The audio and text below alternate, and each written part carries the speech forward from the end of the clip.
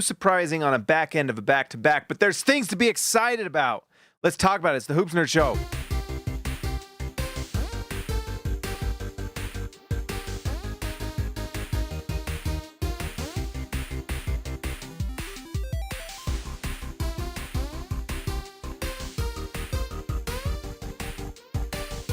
All right, guys, before we get into it, like always, like the video, subscribe to the channel. If you're a Jazz fan, you should be, and if you're not a Jazz fan, you should be. Why wouldn't you? Also, let's welcome back our sponsor, Prize Picks.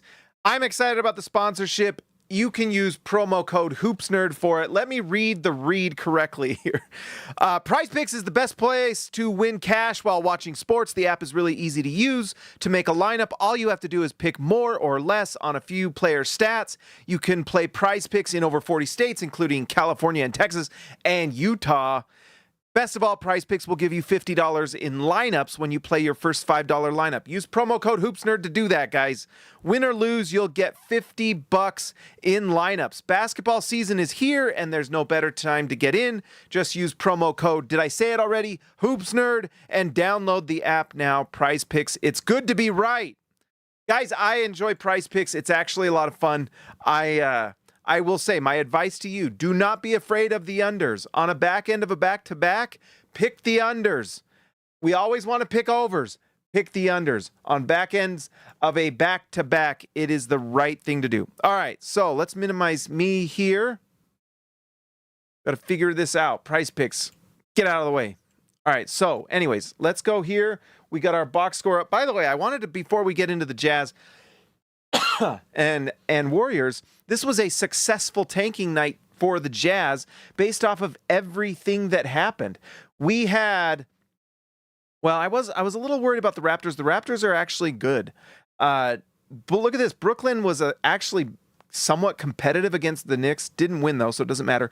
Mavericks almost win this one against the Heat. The Heat have been legit good. It's interesting. Tyler Hero comes back, and all of a sudden they're almost losing to the Mavericks. Tells you a little bit of something maybe about Tyler Hero. The importance of defense in basketball. The Blazers get a win, cushioning their difference between us and the Jazz. And then Pelicans, look at this. Pelicans finally get a win. The Pelicans are going to figure it out, guys. They have no reason to lose. They're going to win some games this year. Utah absolutely needs to manufacture some losses against teams like this Pelicans team because it's going to matter, and they need the Pelicans to win some games. So that's a great sign to see the Bulls lose to the Pelicans tonight.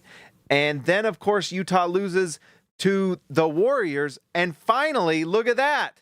The Kings got another win, so they tie us up. This puts the tank race. Utah now jumps to 8. A half game behind Sacramento. Guess who Utah plays on Friday? I believe it's Friday. I could be wrong. Don't quote me. But Utah will then play Sacramento. That's a big tanking game. That is a big one. Utah needs to lose that one because Sacramento is looking to join the tank race. Utah needs to, is there can someone send someone with mono to go kiss the, I don't know. Something. We gotta send something to like knock out these players because we need to lose this game against the Sacramento Kings. The tank is on. The tank is on. All right, let's get into this with the Warriors. Obviously, it's Steph Curry and Jimmy Butler with the Warriors. Butler played solid basketball tonight against this Jazz team. Not anything too spectacular, but just very efficient, good basketball. 18 points, 7 assists, and 6 rebounds. Just very solid stuff from Butler. Veteran moves, veteran play, veteran win for this Jimmy Butler-led Warriors team, as well as Steph Curry. I didn't even realize he took 24 shots, 6 of 17 from 3, 17 threes for Curry. 31 points on 24 shots. But I guess you'll take it. 4 rebounds, 2 assists. Utah needed this loss, and the Warriors obliged. Utah basically got blown out of this one. It was a back end of a back-to-back. The Jazz had traveled overnight. Not super surprising that Utah just did not have a lot of legs in this. But still, it's, I guess, good for the Warriors, who I think came into this with a 3-game losing streak. Not much else to really talk about. I still think it's really funny that Podziemski was the thing that held up a Markkanen trade to the Warriors. And he went 1 for 4 from the field, 3 for 4 from the free throw line, and 5 rebounds, 3 assists. I mean, I guess he could have been doing that for Utah. And then ironically, we didn't see that's right. What's his face? Kuminga didn't play. I think he's out with injury right now. I don't know. But anyways, he's been, I guess he played pretty well to start the season. I haven't seen him play recently, probably because of injury. But anyways, I just think that's pretty funny that Podziemski was kind of the thing that held that up, and Markkanen's having an awesome season, and Podziemski is not.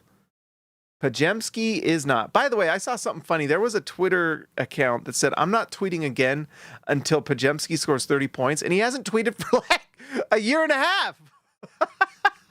Don't make promises you can't keep. Don't make bets you can't give on. By the way, with your Prize Picks, promo code HoopsNerd, you know, the best is when you get like birthday money and you don't know what to do with it, right? I got a gift card from work. I got $20. You know what? I might be prize picking that, baby. Just go put $20 in and it's pretty fun. You will get mad, and I will tell you one other thing. You will find out which players are legit and which ones are not real quick. When you got money on them, you watch them close, and they will make you mad. They'll also make you love certain players. They will. For example, Yusuf Nurkic, he had 9 rebounds. The line's probably 10. And there's times where I swear he gets like 10 rebounds a game. It's almost like clockwork. It's crazy. Anyways, let's get into the Jazz here. Svi Mikhailiuk, 1 for 5, 0 for 4 from 3. He was not good. Of course, against the Kings at home, he'll probably go 4 for 5 from 3 and just light it up. And Will Hardy's heart will just warm like the Grinch's on Christmas Day or whatever. But anyways, Svi Mikhailiuk, it drives me crazy watching him. It makes no sense that he's playing. It makes no sense he's on the Jazz at all. And yet here we are. I would really love to see a trade in the next 4 days that trades Svi Mikhailiuk away, because I am tired of seeing him play poorly on the road and, bench guys getting no minutes that I would like to see them get. Although I will say we did get to see Walter Clayton Jr. play. Although, you know what else I'd like to see? Not Taylor Hendricks in the G League. That's one thing. But anyways, please trade him. Can we just leave him in San Francisco and give him to the Warriors for a hot dog? Can we please?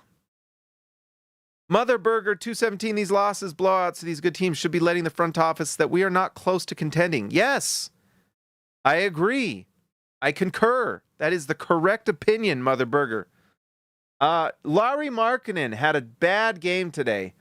17 points, 6 rebounds, 4 assists, 6 for 19 from the field and 1 for 5 from 3. I mean, this is a little bit of a recurring thing we saw last year, where on these back end of the back-to-backs, he just wears down. He just does. Now, frustratingly, Utah will play Sacramento on good rest, so Markkanen's probably going to drop 50. But on these back ends of a back-to-back, he just doesn't have the legs for it, because for Markkanen to be effective, he's got to be super athletic and move up and down the court. And on rest, he's good. On low rest, not so much. And so it's just something interesting. I don't know. You don't trade a player over that, but it is something just to kind of watch. For the season now, where is Markkanen at? Has he cooled off? Let's pull this up. Stats, 28.5 points per game, so it's dipped below 30. Only 28. Just playing like an absolute monster this year. Let's see. Oh, this doesn't update after today. So 38% from 3, so that's good. We do not want it to get back to last year's 34, though. That was the one that drove me crazy. So after tonight, may drop just a little bit. Let's see. We talked about Yusuf Nurkic. The rebounding is solid. 8. I mean, honestly, on a back end of a back-to-back, get the under on those prize picks, because they're usually not going to play as much. That's why he gets the 9. If the line's at 10, back end of a back-to-back, that's easy money. Go the under. 8 points, 9 rebounds, 2 assists. Solid outing for Nurkic. But he just kind of wears down as well. Ace Bailey, my heck, guys, he's just getting better. Tonight, you have the nice breakaway dunk. He's hitting threes I actually didn't think his 3-point percentage would be all that good tonight, and 37%. He is just turning into, like, every single game you see him improve night after night. The line tonight, 21 points, 3 rebounds, 2 assists, and a steal, and a blocked shot. He fills the stat sheet outside of just scoring, which is the sign of a winning player. You need players that actually do more than just score. He moves the ball. He's unselfish. I love the rapport he's building with Keyonte George. They look like they're kind of bonding. It's really exciting to see because that's going to be a fun duo to watch for a long time. And if we can just win this lottery and add a superstar to that trio, you've got a big 3 that you can build around, or just a great core of players. If Utah can just somehow rest Lauri strategically for these upcoming games, then Utah has every single ability, just like they did last year, to get that top pick. They really do. And looking at Tankathon, Utah is sitting at 8. You can just tell that Sacramento is probably the type of team that might win more. They have more veteran players on that team. They aren't playing like players like Keon Ellis, which doesn't make any sense. If I was trading by the way, if I'm the Jazz next year and I want to trade target, and let's say they get either AJ DeBonsa, and I'm just dreaming here, but if they get like AJ DeBonsa or Carlos Boozer, and they'd love to get another guard to play with Keyonte George, Keon Ellis would be a player I'd throw a first round pick from 20. Like, he's really good, and for some reason they don't play him, but he is a high level defender shooting 40% from 3. I don't get it.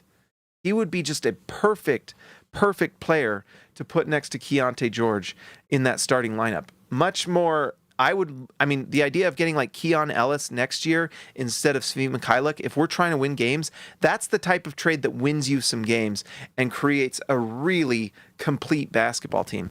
On top of the fact that Utah should trade for Kaman Malawach yesterday from the Suns, if they could. Ace Bailey seems to have a better future than Flagg right now. He just seems like he has way more. It's not a crazy statement. Cooper Flagg is probably a more impactful defender right now, and kind of a little bit more polished, but not by. We're seeing the polish happen with Ace Bailey like quick. Every night he's making some sort of pass. He's making smart reads. I think that's the thing that's making me so excited is he's got that little kind of hesitation play. He goes on the baseline and he'll split the double team pass to Nurkic. We've seen him do it multiple times. He's just got it, guys. And he's just going to get better. And that handle is getting a little bit better. He had one where he lost the ball today, but who cares, right? Ace Bailey, just 2 turnovers in 29 minutes, whatever. That's fine. I don't care. Give him the ball more. Let him develop. Against the Kings, let him make his mistakes. Can we run the whole show through Ace Bailey? Give Markkanen the day off and just let Ace Bailey turn the ball over 5 times, just practicing and because that's what this season is. This is preparation for next year when Utah's going for it. Let him cook, as they say, right? But he's just doing better and better and better. The percentages are just going up every single game. So 9.9, 3.4, that's only going to improve. I love this kid's face. Don't you just want to hug this guy? Don't you just want to make him happy? But anyways, 25-26, 21 minutes, 9.9 points, field goals now at 44%, and I don't know if this includes tonight, and then 3-point percentage, 33. What if Ace Bailey by the end of the season is at like 38% like Markkanen's at? And we're already seeing defensive ability there. So if Utah can just fill this team with defensive talent, a lot like what the Thunder do. The thing that people don't realize what the Thunder do, it's defense first and then everything else. Like, can you do everything else? Can you defend and also shoot, dribble, pass, right? Playing the Thunder is brutal, and it's because it's an absolute just dogfight with how hard they play, how physical they are, athletic at every position, and they shoot from every position. Everyone can score, everyone can pass, everyone defends. And that's what you want with the Jazz. That's why there's certain players, I don't know what, I don't know why Svi Mykhailiuk gets minutes at all. It doesn't make sense. But I guess with the Utah Jazz trying to lose and having a defense that sucks, yet I would be shocked if the Jazz don't add defensive talent next year. By the way, I did the rumor video. Perhaps you watched it. I also wrote about it on SLC Dunk. It makes sense the Jazz would go after someone like Asar Thompson if they did make a Lauri Markkanen trade to improve that defense. Lauri Markkanen, not a very good defender. And to win these games, you've got to be able to defend. It's why they lost tonight. They just can't get stops. And if you have athletes all over the floor, kind of like the Detroit Pistons right now, they just have these athletes surrounding their star in Cade. And Jalen Duren has turned into an absolute star. And then they've got athletes everywhere else that are tough as nails and just get up in your jersey and defend. If Utah can have that same mentality, there's no reason why this Jazz team can't be a playoff team next year. No question. With the way that Ace Bailey is improving and how Keyonte George is playing, no question. If they win this lottery, my gosh, guys. My gosh. Speaking of Keyonte George, in my opinion, he's just kind of been the best player on the Jazz. I want to pull up his stats as well. We've just been doing stats tonight. 23 points per game. Remember when we got super excited for Gordon Hayward to average 20 points per game? Keyonte George is doing this in year 3. Yeah, year 3. 4 rebounds per game, 7 assists per game. These are such good numbers. Are we appreciating this enough? What Keyonte George is doing? It's really impressive. Really impressive. 34 minutes per game, 23 points. The 3-point percentage is going up. It was at 30% not too long ago. I wonder if this is updated. I don't know. I hope not, because I'd like to see that get up even more. 44 from the field. Look at this. 39%. He has jumped 5 percentage points, field goal percentage. He has jumped assists per game. Almost 2 assists per game more. Impressive. 1.1 steals. I just can't tell you how impressive what he's doing is.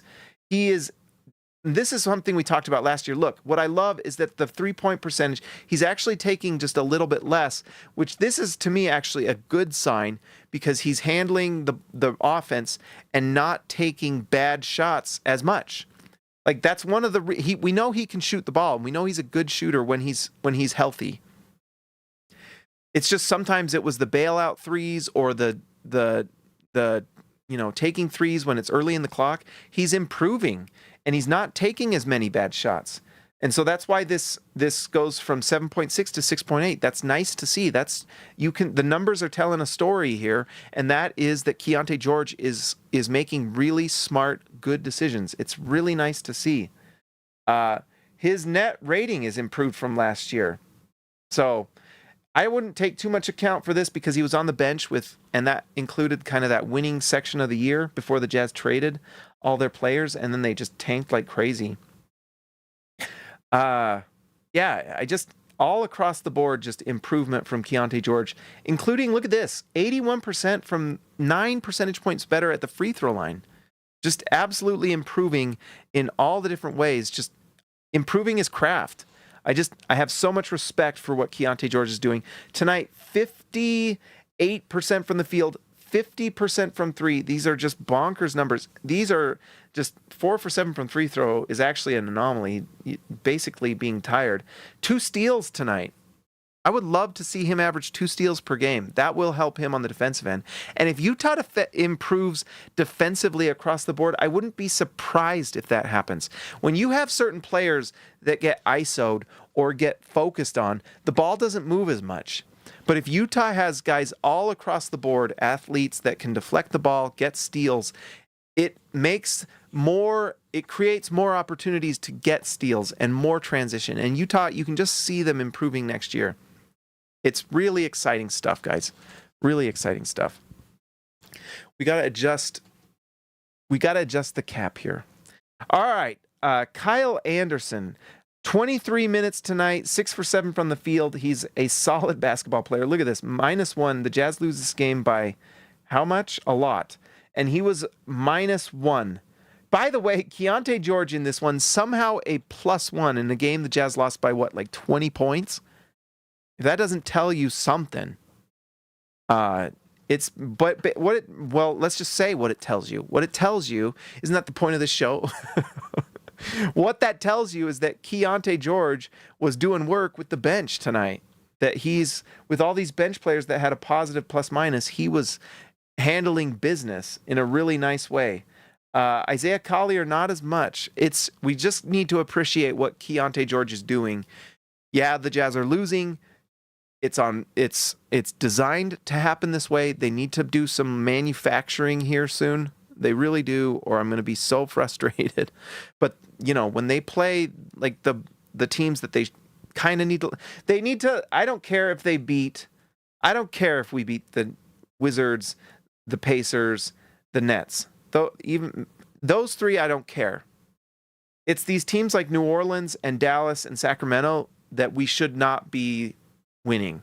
That's the brutal killer ones, right? If Utah can be in this 4, 5, 6 range, then I'm happy.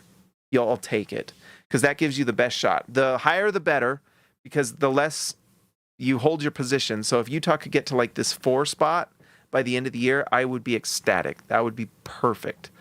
Because this draft still, outside of the top 4, still has good guys. I would love Nate Ament on this Jazz team.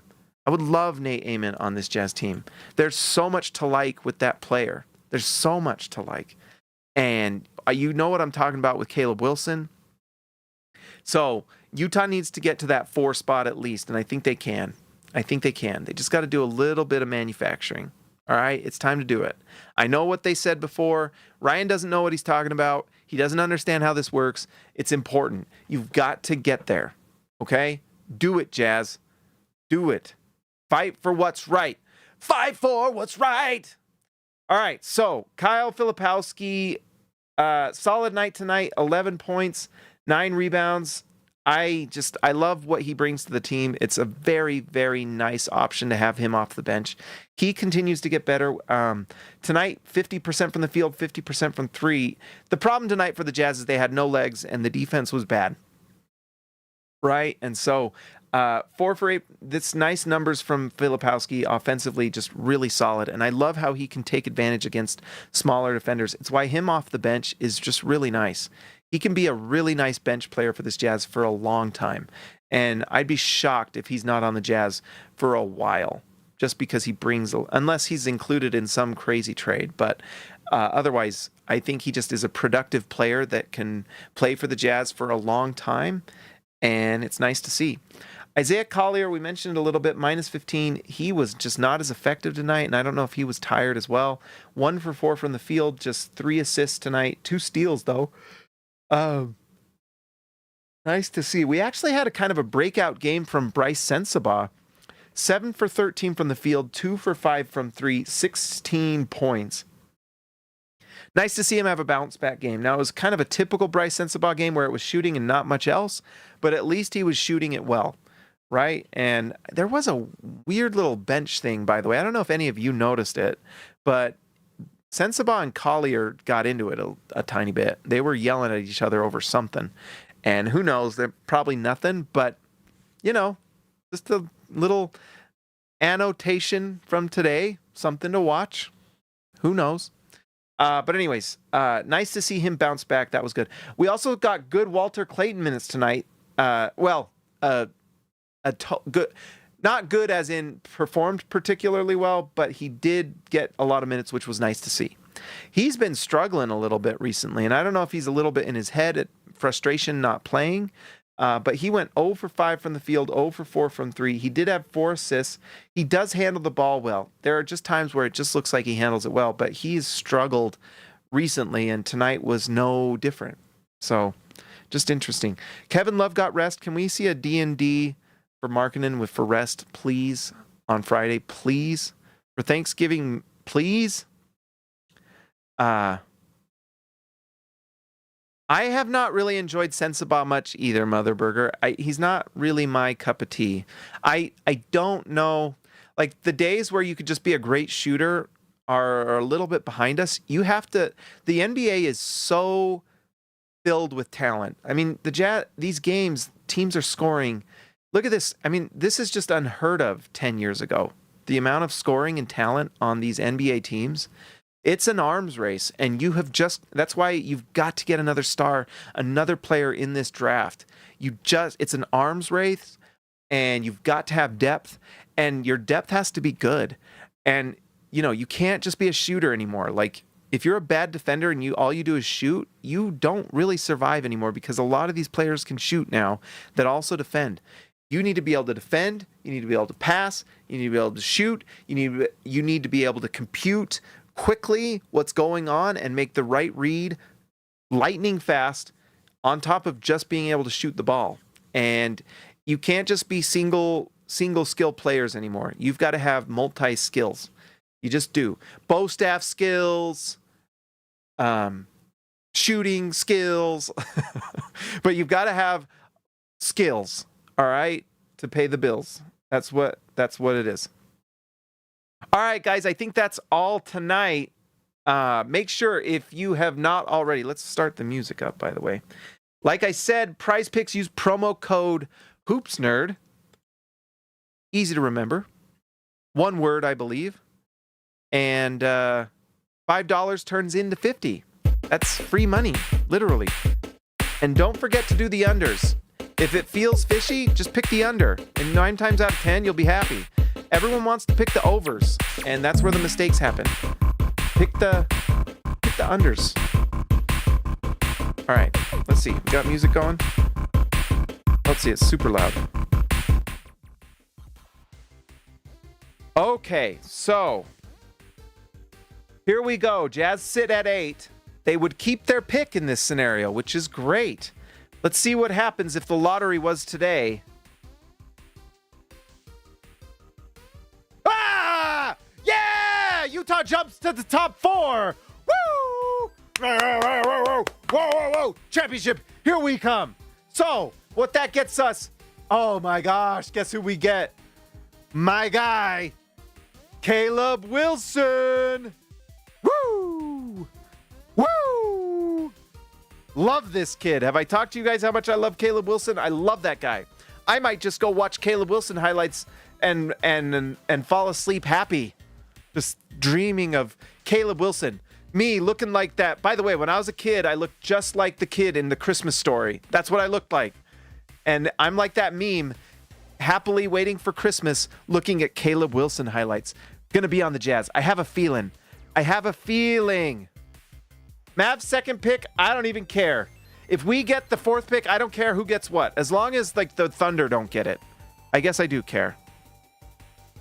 But I just need a top 4 pick, baby. Because that gets me, at minimum, Carlos Boozer or Caleb Wilson.